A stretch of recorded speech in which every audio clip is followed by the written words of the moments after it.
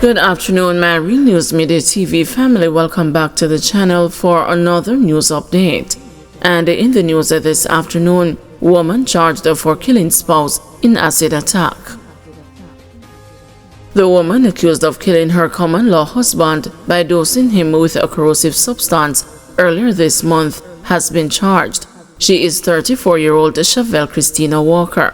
The Halfway Tree Police on Thursday charged Miss Walker with the murder of Christopher Clark. She is also facing a charge of assault causing grievous bodily harm after Mr. Clark's 13-year-old son was seriously injured during the attack. Investigators had reported that on June 9, Ms. Walker and Mr. Clark were involved in a dispute over infidelity at their home on Verbena Avenue off Bay Farm Road in St. Andrew. It was further reported that after the couple had retired to bed, the woman allegedly took acid from the bathroom and dosed Mr. Clark and his son while they were asleep. Mr. Clark, a sales representative, died a few days later in hospital. His son remains hospitalized in serious condition. The couple shared 2 other children. Attorney facing fraud charges disbarred for professional misconduct. Anna Miller-Sewell, the attorney accused of defrauding her client of more than $37 million in a real estate transaction, has been struck off the list of attorneys authorized to practice in Jamaica. Mrs. Miller-Sewell was struck off the list by the General Legal Counsel on Friday. The action came after she was found guilty of professional misconduct in May. Mrs. Miller-Sewell was also instructed to make a restitution forthwith. It was reported that between January and March 2024, the attorney was retained by the complainant to purchase a property in Red Hills, St. Andrew, valued at $57 million. It's alleged that the client handed over the money to close the deal within 60 days, but the real estate deal collapsed when the attorney allegedly failed to hand over the payment to the vendor. Only $19 million was reportedly paid over to the vendor. Mrs. Miller-Sewell, who is charged with fraudulent conversion and the possession of criminal property, is to appear in the Kingston and the St. Andrew Parish Court on Monday in relation to those charges. Senate observes a moment of silence for newborns who died at a VJH. The Senate on Friday morning observed a moment of silence in remembrance of the 24 babies who reportedly died at the Victoria Jubilee Hospital since the start of the month. The observance followed a request from opposition Senator Lambert Brown, who also paid a tribute to the more than 200 babies he said have died at the hospital since 2023.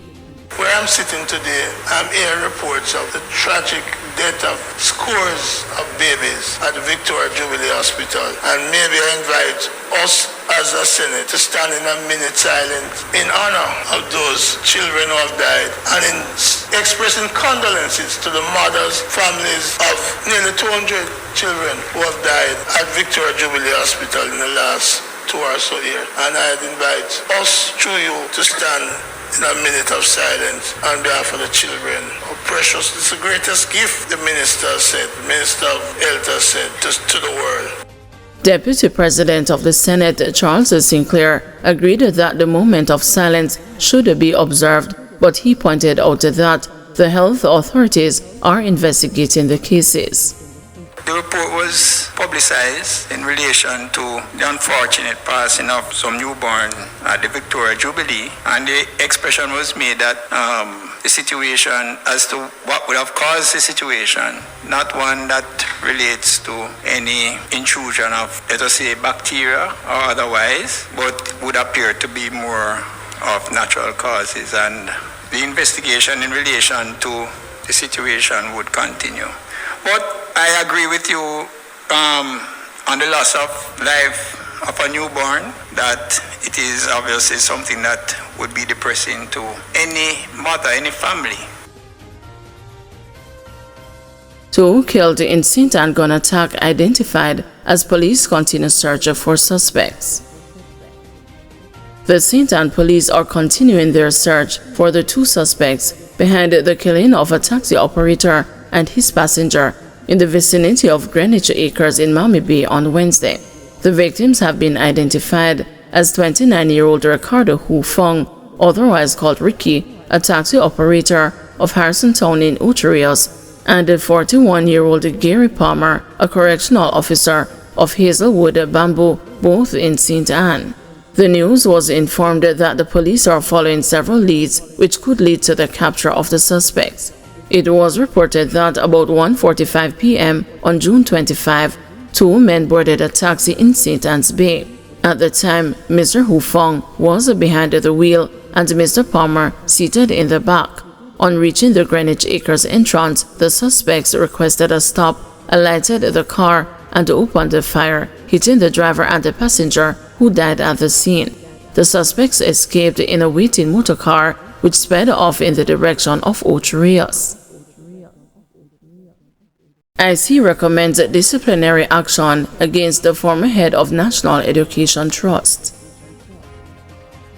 The Integrity Commission's Director of Investigations has recommended that disciplinary proceedings be taken against the former Executive Director of National Education Trust, Marcia Phillips Dawkins, for allegedly acting contrary to the entity's procurement procedures under the Public Procurement Act and its regulations.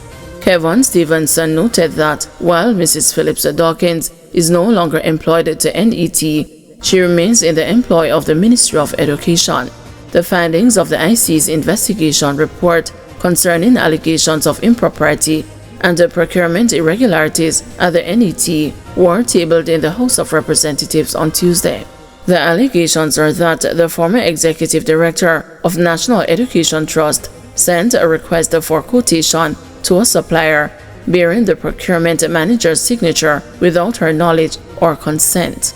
At the conclusion of his investigation, which started on April 14, 2022, the Director of Investigations determined that the use of the procurement manager's signature was inappropriate, unethical, and misleading. Mr. Stevenson also concluded that it is irregular in this jurisdiction for the head of the entity to personally prepare and issue procurement solicitation documents when there is competent staff hired for those purposes. Additionally, he said, the inherent risk in the head of entity initiating and personally conducting a procurement exercise and ultimately giving final approval cannot be disregarded. Mr. Stevenson said he considered the explanation by Mrs. Phillips Dawkins as to the urgency placed on the undertaking in question. In refuting the allegations by way of a letter sent to the Integrity Commission dated June 11, 2025, the former NET Executive Director denied that she conducted a fraudulent transaction, adding that the request for proposal was done transparently, as all documents were copied to the NET procurement and the project managers and the acting permanent secretary in the Education Ministry.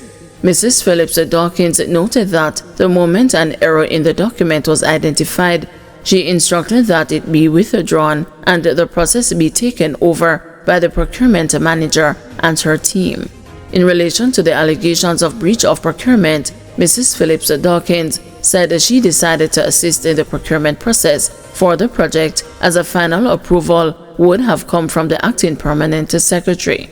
She commented that it was surprising and unfortunate that only one side of the issue was considered and represented by the Integrity Commission in its investigation, and that the NET board did not give her an opportunity to defend herself against the allegations before she was sent on precautionary leave with a full pay in November 2021. Her contract was not renewed. Guys, thank you for watching. See you this evening at 6 p.m. for another news update.